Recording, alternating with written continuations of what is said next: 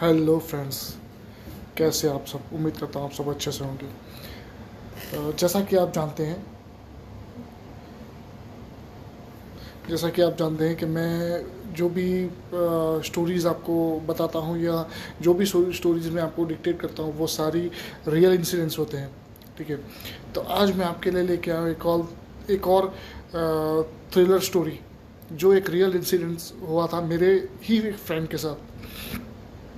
अगर ये मैं आपको बात करूँ तो करीब ये 10-12 साल पुरानी बात है।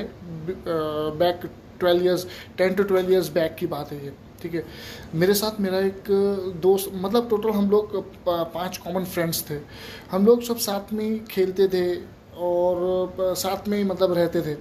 मतलब वो उनका घर भी नियर बाई ही था मेरे घर के आसपास।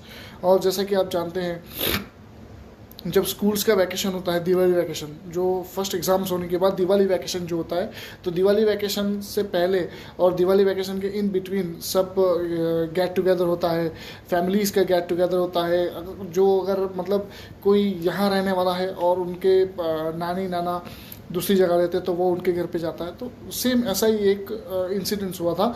और सेम ऐसी एक फैमिली हमारे यहाँ पे भी रहती थी, मतलब मेरे घर से थोड़ी दूर पे। वो मेरा उनका जो वो फैमिली का जो एक लड़का था वो मेरा फ्रेंड था। ठीक है, और हम लोग टोटल 4-5 फ्रेंड्स थे जो हम साथ में क्रिकेट खेलते थे। और आपको जैसा पता है कि छोटे, मैं जिस गांव से, मतलब मैं जिस सिटी से हूँ वो बहुत बड़ी सिटी नहीं है, तो वहाँ पे हम लोग मार्बल्स खेलते थे। फिर वहाँ से चलो तो टॉप्स खेलते थे और गिल्ली डंडा, ये सब वगैरह हम खेलते थे। क्रिकेट खेलते थे, वॉलीबॉल खेलते थे। तो वो जो लड़का था, मतलब जिसकी मैं आपको आज स्टोरी डिक्टेट कर रहा हूँ, वो लड़के का नाम था अमित बोल देते हैं हम उसको। ओरिजिनल नाम उसका नहीं लेते हम, उसको अमित बोल के बुला लेते हैं, एड्रेस कर देते हैं। तो अमित जो था वो और उसकी फैमिली में टोटल वो लोग 4 लोग थे। मतलब मम्मी पापा उसके, और उसकी छोटी सिस्टर और अमित खुद। ठीक है, और वो एक हिंदी स्कूल में पढ़ता था। और हम जब जितने लोग थे, हम दूसरे जो 5-6 जो फ्रेंड्स थे, वो सब हम डिफरेंट डिफरेंट स्कूल्स में पढ़ते थे। लेकिन चूंकि हम लोग रहते एक ही एरिया में थे तो हम साथ में खेला करते थे। तो ये मैं आपको जो इंसिडेंट्स बता रहा हूँ, ये टाइमिंग है करीब 12 ईयर्स बैक का और दिवाली के आसपास का। दिवाली में क्या होता है कि हम सब जितने भी फ्रेंड्स होते हैं या जो भी होते हैं वो सब साथ में दिवाली को सेलिब्रेट करते हैं। क्योंकि स्कूल्स वैकेशंस पहले से हो जाते हैं और उसके बाद फिर 25 डेज़ का वैकेशन, 20 to 25 डेज़ का वैकेशन होता है। तो सब एक दूसरे के साथ खेलते हैं, एंजॉय करते हैं, सेलिब्रेट करते हैं। तो यही टाइमिंग था। अब उस बिटवीन दिवाली से पहले नवरात्रि आती है, मतलब गरबा वगैरह होता है। तो हम जितने भी फ्रेंड्स थे हम साथ में गरबा वगैरह सब देखने भी जाते थे। अब एक दिन क्या हुआ कि हम लोग करीब 4-4:30 बजे के करीब हम लोग क्रिकेट खेल रहे थे। और हमारे घर से थोड़ी दूर पे एक ग्राउंड है, वहाँ पे हम लोग क्रिकेट खेल रहे थे। वहाँ पे क्रिकेट खेलने के बाद, क्रिकेट कंप्लीट करने के बाद हमने सोचा कि चलो, मुझे कुछ पर्सनली थोड़ा काम था तो मैं वहाँ से चला गया। और मेरे साथ दूसरे 2-3 दोस्त थे, वो लोग भी उनके घर चले गए। लेकिन जो ये अमित जो लड़का था, वो अमित वहीं पर था। और उस दिन का टाइम करीब शाम को 7-7:30 बजे वो उसके घर जा रहा था। लेकिन क्या हुआ कि दिवाली पे आपको पता है कि कितना थोड़ा सा, मतलब कुछ ऐसे लोग होते हैं जो लोग टोटका वगैरह करते हैं, जो लोग मतलब जैसा कि हम बता कि कुछ साधनाएं करते हैं, ये वो करते हैं। तो वो करने के बाद वो सारा का सारा उठा के वो लोग 4 रास्ते पर रख देते हैं। ठीक है, कि जो भी मतलब उनकी फैमिली में जो भी है वो सब निकाल के उसको उतारा रख देते हैं। अब हुआ ये कि वो जो लड़का था अमित, वो उसका घर से बीच में एक 4 रास्ता आता था। अब वो वहाँ से जा रहा था, इन बिटवीन वो बीच में जो 4 रास्ता आया, अनफॉर्चुनेटली मैं अभी भी आपको बता रहा हूँ कि उसे पता नहीं था। उसने उस उतारे के आसपास या उसके ऊपर, किसी के ऊपर उसने पैर रख दिया। और अब आगे जो होने वाला है ये बात सुनने के बाद और ये इंसिडेंट सुनने के बाद आपकी भी रूह कांप जाएगी, क्योंकि उसके बाद जो हुआ, आए दिन कुछ ना कुछ उसके साथ प्रॉब्लम्स आने लगी, आए दिन कुछ ना कुछ उसके साथ अनहोनी घटने लगी। जैसे कभी कभी उसका गिर जाना, कभी उसे ज़्यादा से ज़्यादा चोट आ जाना। और एक बार तो ऐसा हुआ कि ये इंसिडेंट्स होने के बाद करीब 1 वीक के बाद वो मॉर्निंग में उठा, लेकिन उससे चला ही नहीं जा रहा। मतलब उसका एक पैर ही पूरा आप कहते हैं कि फ्रीज हो गया, ना उससे उठे जा रहा है ना उससे बैठे जा रहा है। अब ये सब देखने के बाद उनके जो मम्मी डैडी थे वो बहुत ही परेशान हो गए। और परेशान होने के बाद उन्होंने सोचा कि अब किस डॉक्टर को बताए, क्या बताए। तो उसके बाद उन लोगों ने डॉक्टर के पास भी गए, उन डॉक्टर का कंसेंट भी किया, डॉक्टर से दवाई भी ली, हर चीज़ ली।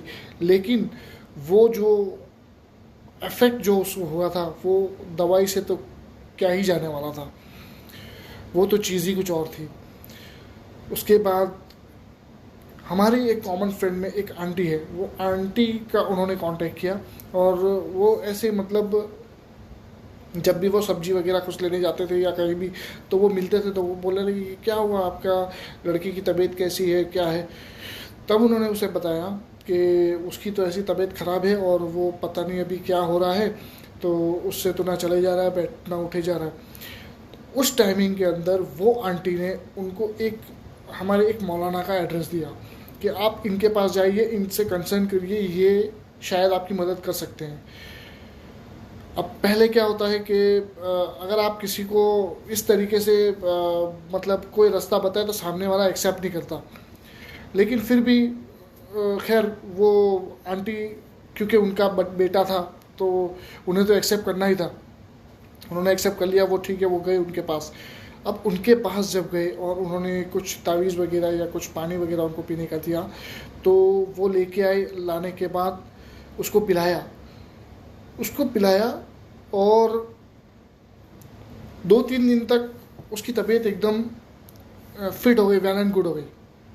लेकिन जैसे ही वो पानी जो ख़त्म हुआ और वो पानी के फिनिश होने के बाद सेम वही सिचुएशन और सेम वही क्रिटिकल कंडीशन उसकी हो गई थी कि उससे ना तो चले जा रहा था ना तो बैठे जा रहा था।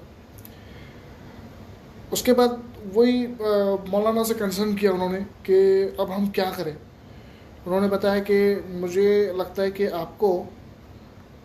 आपके लड़के को मेरे पास ही लाना पड़ेगा, तो ही मैं इस चीज़ का मतलब शॉर्ट आउट कर सकता हूँ, या मैं इस चीज़ को प्रोबेबली डिटेलिंग कर सकता हूँ। खैर वो उनके पास उसको ले गए, उसको बताया, ये वो किया। अब जो बात आने वाली है, ये बात सुन के अगर आपकी रूह ना कांप जाए तो मुझे बता देना।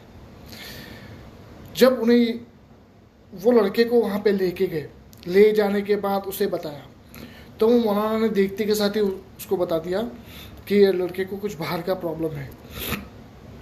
और वो जो किया, मतलब बाहर का जो भी है वो इतना डेंजर है कि उसे मतलब हटाने में मुझे टाइम ज़्यादा लगेगा।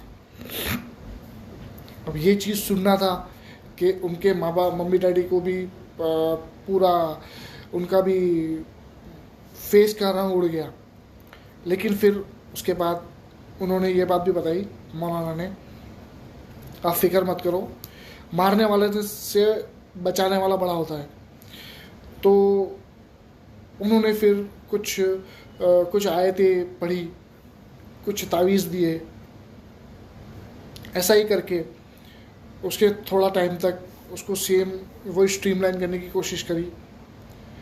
और उनकी मेहनत काम आई और उसके जो मम्मी डैडी थे उनकी दुआ भी काम आई और वो लग गई उसको।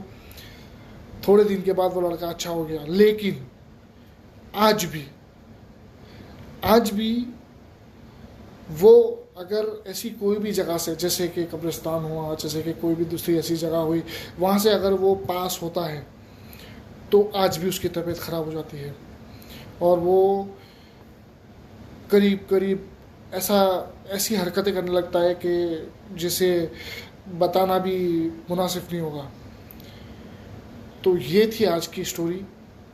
फ़िलहाल तो वो लड़का अच्छा है, लेकिन अभी भी उसकी कुछ थोड़ी बहुत ट्रीटमेंट चालू है, और वेल गुड, वो कभी कभी मिलता भी है और उससे बात भी होती है।